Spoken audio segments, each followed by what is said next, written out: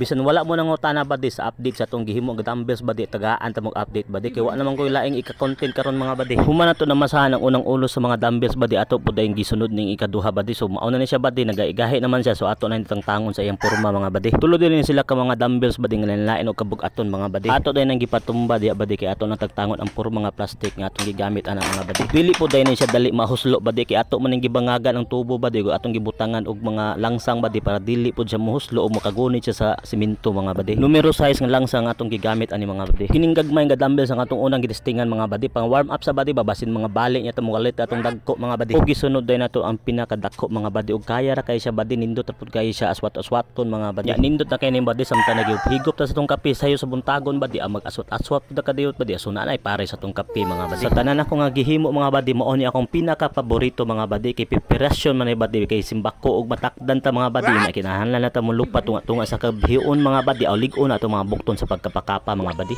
Pwede pa nato siya ipatong mga badi para makasquat ta badi, para lig-on atong mga tuhod badi kay simbako og mabuslot ang atong pako mga badi, mahugda sa atop mga badi, dali ra kita makambak sa pikas atop sa atong silingan mga badi. 50 seconds pa ito badi, gipaninggot ta mga badi. So diri lang ko to mga badi, salamat.